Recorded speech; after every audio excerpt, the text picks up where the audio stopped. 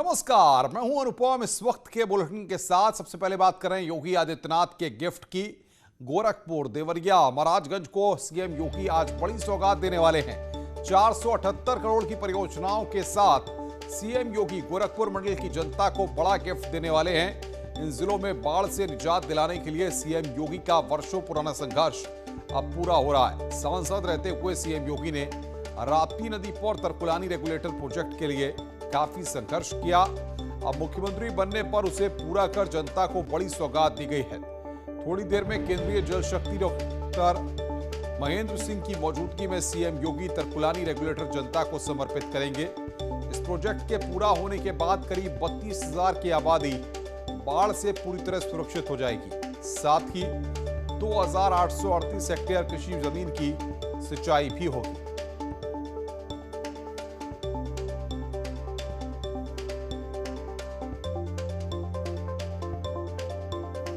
478 करोड़ की परियोजनाओं का गिफ्ट यहां पर 40,000 किसानों को इससे बड़ा फायदा होगा। आज यहां पर गोरखपुर को योगी आदित्यनाथ बड़ा गिफ्ट देने जा रहे हैं। जो परियोजनाएं यहां पर सरकार शुरू कर रही है, इनका लाभ यहां पर गोरखपुर और आसपास के जिलों की जनता को मिलेगा। सहजनवा में 203 करोड़ की योजनाएं हैं। 478 करोड़ की परियोजनाओं का गिफ्ट यहां पर मुख्यमंत्री दे रहे हैं। 40,000 किसानों को इससे बड़ा फायदा होगा। 30,000 हेक्टेयर जमीन बाढ़ मुक्त होगी। सिंचाई विभाग को 274 करोड़ की योजनाएं, सहजनवा में 203 करोड़ की योजनाएं।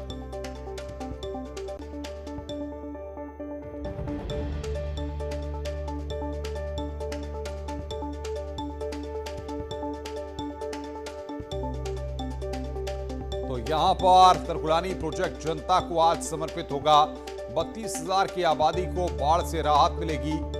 478 करोड़ का गिफ्ट यहां पर तमाम योजनाओं का उत्तर प्रदेश के मुख्यमंत्री योगी आदित्यनाथ जनता को देने जा रहे हैं। गोरखपुर को योगी की बड़ी सौगात यहां पर है। देवरिया, महाराजगंज को भी योगी की सौगात है। जनता को मिलेंगी 478 करोड़ की परियोजनाएं। तरकुलानी प्रोजेक्ट जनता को समर्पित होगा। 32,000 की आबादी को बाढ़ से राहत मिलेगी। 2,838 हेक्टेयर जमीन की सिंचाई भी होगी।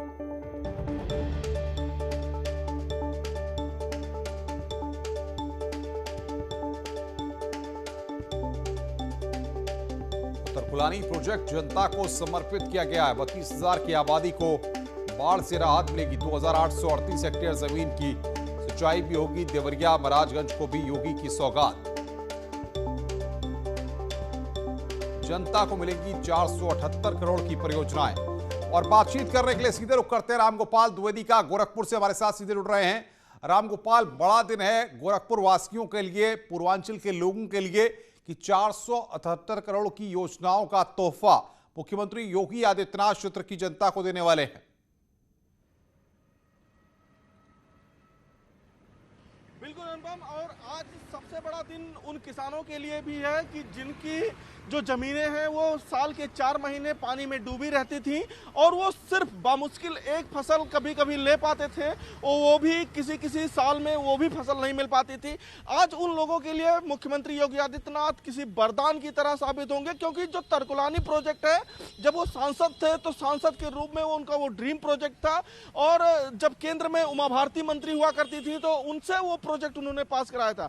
और खुद मुख्यमंत्री बनने के बाद योगी आदित्यनाथ आज उसका लोकार्पण करने जा रहे हैं। उस तरकुलानी सिर्फ एक प्रोजेक्ट के लोकार्पण से करीब 40,000 किसानों को फायदा होगा। 30,000 हेक्टेयर से अधिक जो जमीनें हैं वो बाढ़ से मुक्त होंगी, और वहां पे अब जो किसान है वो 2 फसल ले सकेगा। इसी तरीके से मंडल की अन्य सिंचाई की जो योजनाएं हैं, बंधे का निर्माण है, उनके मरम्मत का शिलान्यास और लोकार्पण का कार्यक्रम है।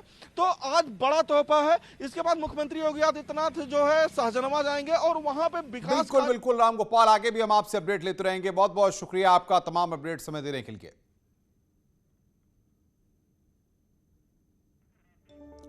लखनऊ से बड़ी खबर है। सहायक शिक्षक अभ्यर्थियों का प्रदर्शन हो रहा है। बेसिक शिक्षा मंत्री के खिलाफ प्रदर्शन हो रहा है। सतीश द्विवेदी के खिलाफ यहां पर प्रदर्शन हो रहा है। उनके आवास का घेराव किया गया है। 69,000 सहायक शिक्षक भर्ती का ये पूरा मामला है।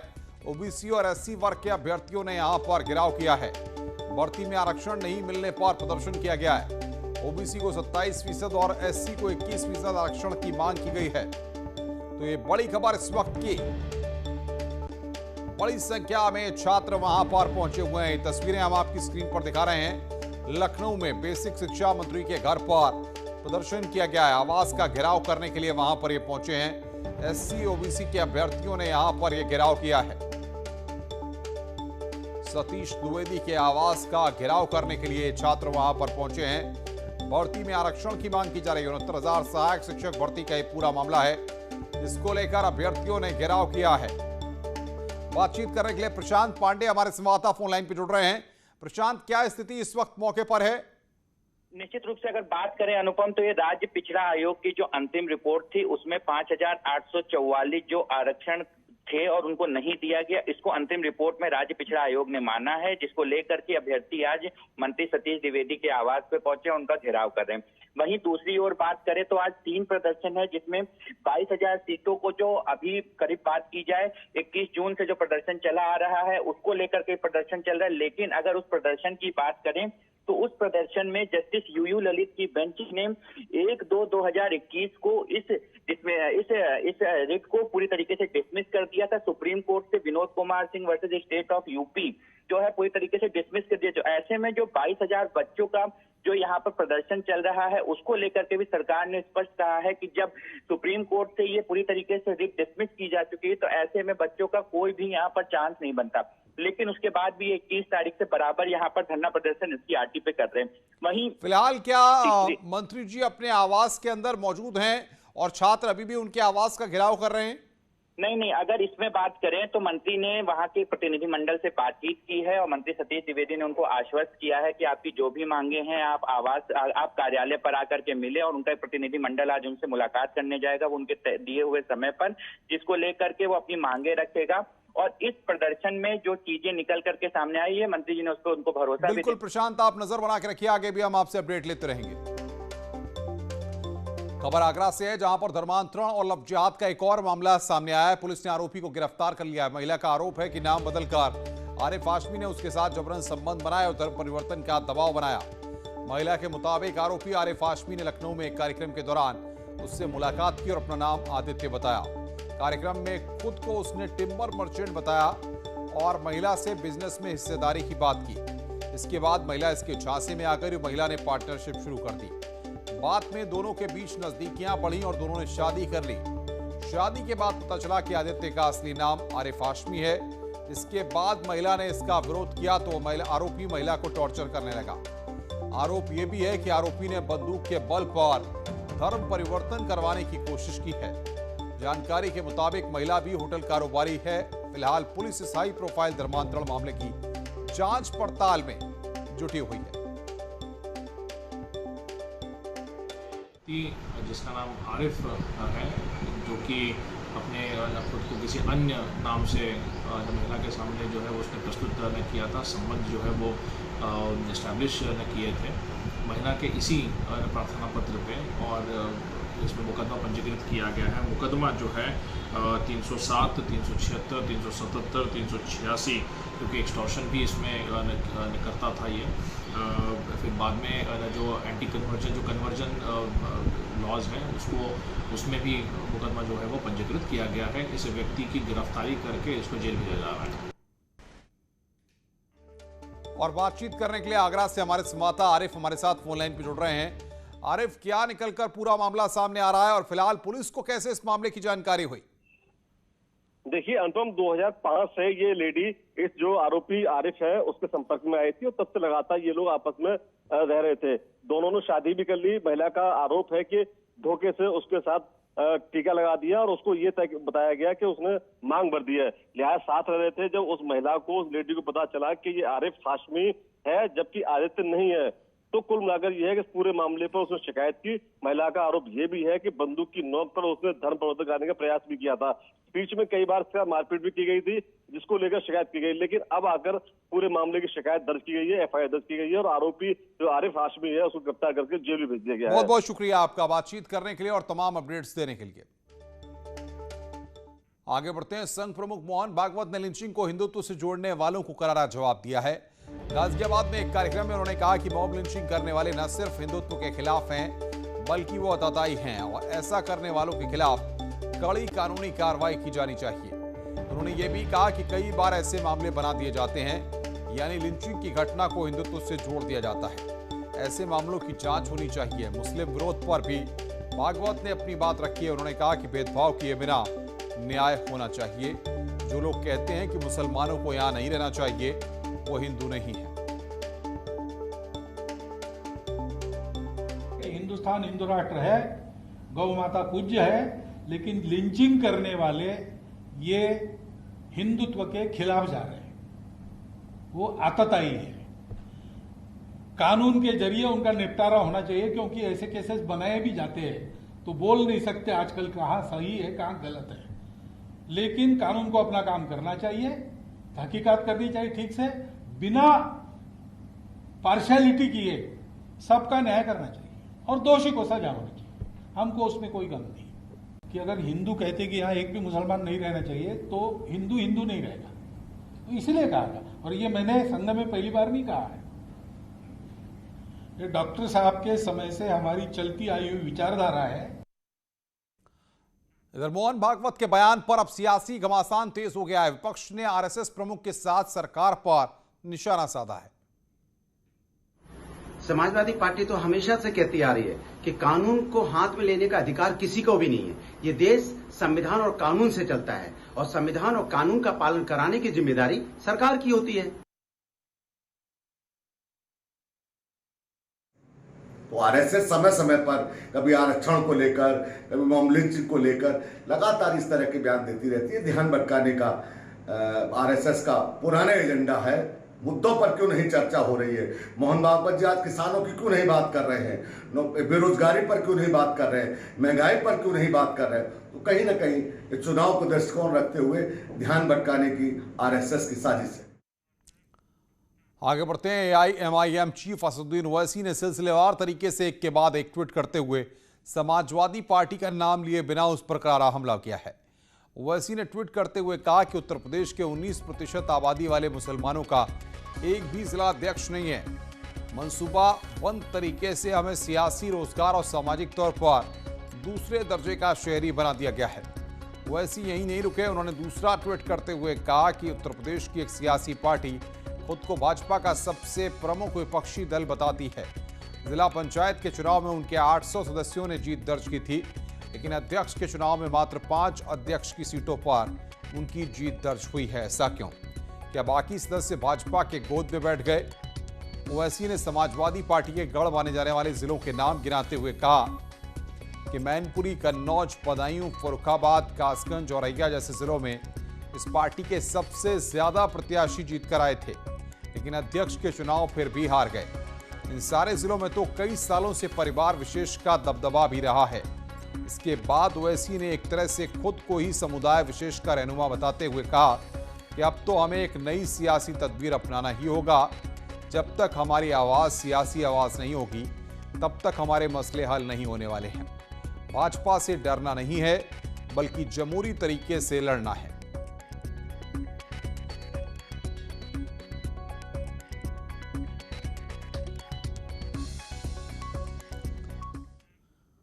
वहीं ओवैसी के ट्वीट पर बीजेपी ने पलटवार किया है। बीजेपी के प्रवक्ता राकेश त्रिपाठी ने कहा कि संविधान की भावना के विपरीत पूरे समय मजहबी ध्रुवीकरण का प्रयास करते रहते हैं।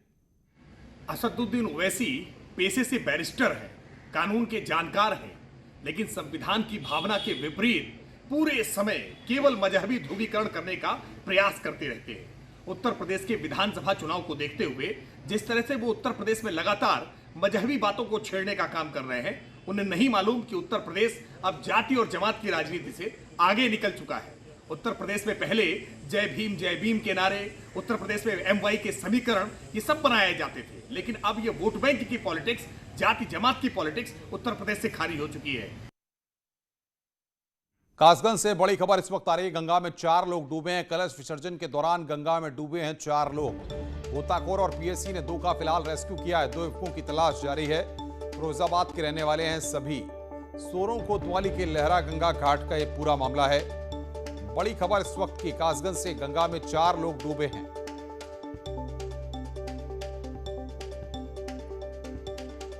दो युवकों की तलाश वहां पर जारी है। फिरोजाबाद के रहने वाले हैं सभी। सोरों कोतवाली के लहरा गंगा घाट का मामला है। कलश विसर्जन के दौरान गंगा में डूबे हैं 4 लोग। गोताखोर और पीएससी ने यहां पर 2 का रेस्क्यू किया है। अजेंद्र हमारे संवाददाता जुड़ रहे हैं फोन लाइन पर। अजेंद्र, क्या जानकारी आपको मिल पा रही है और किस तरीके से रेस्क्यू चल रहा है?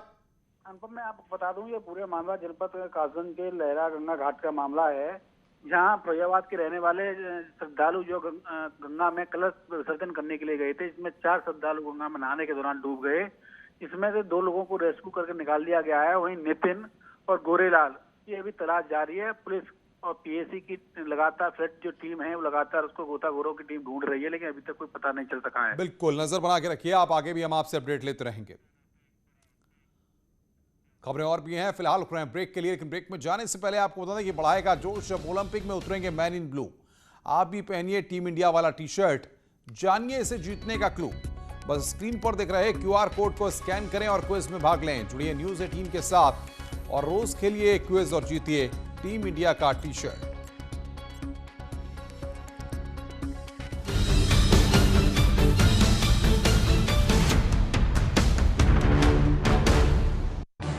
इस न्यूज हेडलाइंस के प्रायोजक पेट सफा आयुर्वेदिक जूस। पेट सफा, हर रोग दफा।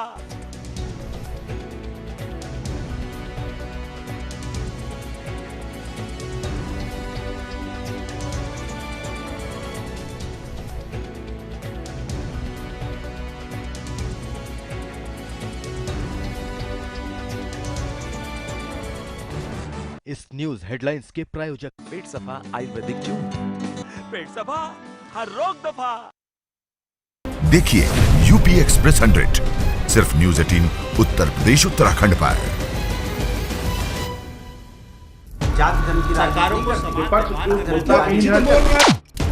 मुद्दा भटका दिया जाए तो शोर बन जाता है। ये बीजेपी की फर्जी वैक्सीन नहीं है ना, ये मान लिया आपने। मुद्दा सलीके से उठाया जाए तो सवाल बन जाता है। पहले टीके को लेकर के डाउट पैदा किया, कहा कि पीएम लगवाओ, अब वो लगवा रहे हैं तो फिर उस पर सवाल उठा रहे हो। ये कैसी राजनीति कर रहे हो? सबसे बड़े सवाल, सबसे बड़ी बहस, महाबहस देखिए सिर्फ न्यूज 18 उत्तर प्रदेश उत्तराखंड पर। घरों से शहरों तक की हर पल की हर खबर न्यूज 18 के रिपोर्टर पहुंचाते हैं आप तक, ताकि कोरोना के साथ उसके वैक्सीनेशन की भी मिले आपको फास्ट अपडेट। देखिए यूपी एक्सप्रेस 100 सिर्फ न्यूज 18 उत्तर प्रदेश उत्तराखंड पर।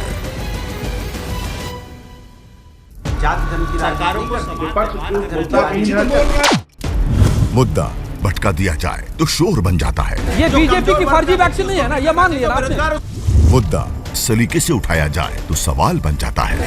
पहले टीके को लेकर के डाउट पैदा किया, कहा कि पीएम लगवाओ, अब वो लगवा रहे हैं तो फिर उस पर सवाल उठा रहे हो। ये कैसी राजनीति कर रहे हो? सबसे बड़े सवाल, सबसे बड़ी बहस, महाबहस देखिए सिर्फ न्यूज 18 उत्तर प्रदेश उत्तराखंड पर। घरों से शहरों तक की हर पल की हर खबर न्यूज 18 के रिपोर्टर पहुंचाते हैं आप तक, ताकि कोरोना के साथ उसके वैक्सीनेशन की भी मिले आपको फास्ट अपडेट। देखिए यूपी एक्सप्रेस 100 सिर्फ न्यूज 18 उत्तर प्रदेश उत्तराखंड पर।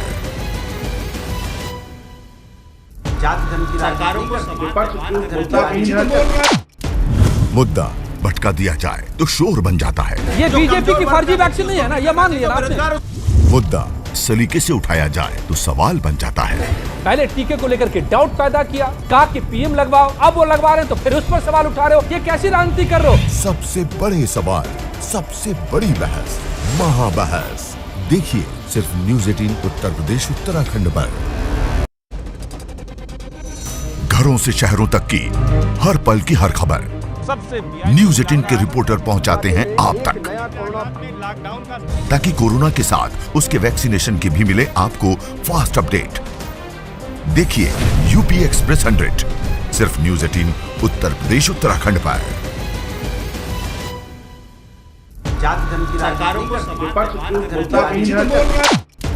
मुद्दा भटका दिया जाए तो शोर बन जाता है। ये बीजेपी की फर्जी वैक्सीन नहीं है ना, ये मान लिया ना आपने। मुद्दा सलीके से उठाया जाए तो सवाल बन जाता है। पहले टीके को लेकर के डाउट पैदा किया, कहा कि पीएम लगवाओ, अब वो लगवा रहे हैं तो फिर उस पर सवाल उठा रहे हो, ये कैसी राजनीति कर रहे हो? सबसे बड़े सवाल, सबसे बड़ी बहस, महाबहस देखिए सिर्फ न्यूज़ 18 उत्तर प्रदेश उत्तराखंड पर। घरों से शहरों तक की हर पल की हर खबर न्यूज़ 18 के रिपोर्टर पहुंचाते हैं आप तक, ताकि कोरोना के साथ उसके वैक्सीनेशन की भी मिले आपको फास्ट अपडेट।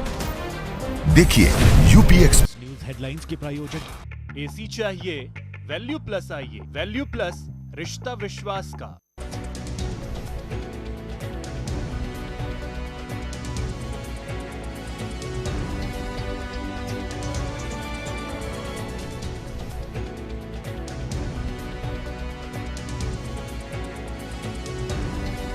इस न्यूज़ हेडलाइंस के प्रायोजक एसी चाहिए वैल्यू प्लस आइए, वैल्यू प्लस रिश्ता विश्वास का।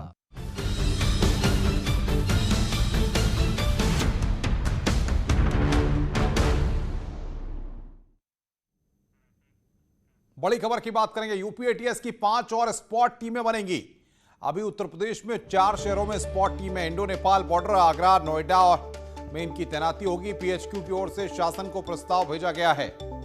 स्पेशल पुलिस ऑपरेशन टीम में 60 कमांडो होंगे। आतंक के संभावित खतरों को देखकर यहां पर यह फैसला लिया गया है। 5 और स्पॉट टीमें बनेंगी। बड़ी खबर यहां पर यूपी एटीएस की 5 और स्पॉट टीमें बनेंगी। यह बड़ी खबर इस वक्त उत्तर प्रदेश के 4 शहरों में फिलहाल स्पॉट की टीम है और इंडो नेपाल बॉर्डर, आगरा, नोएडा में इनकी तैनाती की जाएगी। पीएचक्यू की ओर से शासन को इस संदर्भ में प्रस्ताव भेजा गया है। ऋषभ बातचीत करने के लिए फोन लाइन पर। ऋषभ, क्या जानकारी मिल पा रही है आपको? अनुपम, देखिए बीते दिनों जिस तरह की घटनाएं उत्तर प्रदेश में हुई हैं, चाहे वो पीएफआई का मॉड्यूल पकड़ा गया हो या टेरर फंडिंग के कुछ सबूत मिले थे, दरभंगा ट्रेन ब्लास्ट वाले तार भी शामली से जुड़ रहे थे, उसके बाद ये शासन के स्तर पर फैसला लिया गया है कि जो स्पॉट है स्पेशल पुलिस ऑपरेशन टीम से उनकी संख्या बढ़ाई जाएगी। अभी 4 जिलों में है, 5 और जिलों में इसको बढ़ाया जाएगा, जिसमें एक ये तय किया गया है इंडो नेपाल बॉर्डर का कोई जिला हो सकता है, श्रावस्ती हो सकता है, बहराइच हो सकता है, महाराजगंज हो सकता है, वहां पर तैनात की जाएगी। इसी के साथ आगरा, चूंकि टूरिज्म के लिहाज से इंपॉर्टेंट जगह है, वहां कर सकते हैं। नोएडा। बहुत बहुत शुक्रिया ऋषभ आपका हमारे साथ जुड़ने के लिए और बातचीत करने के लिए। आज पूर्व केंद्रीय मंत्री स्वर्गीय रामविलास पासवान का जन्मदिवस है। पीएम मोदी ने ट्वीट करते हुए उन्हें याद किया। आज मेरे मित्र स्वर्गीय रामविलास पासवान जी की जयंती है। मुझे उनकी उपस्थिति की बहुत याद आती है। वो भारत के सबसे अनुभवी सांसदों और प्रशंसकों में से एक थे। जन सेवा और दलितों को सशक्त बनाने में उनके योगदान को हमेशा याद किया जाएगा।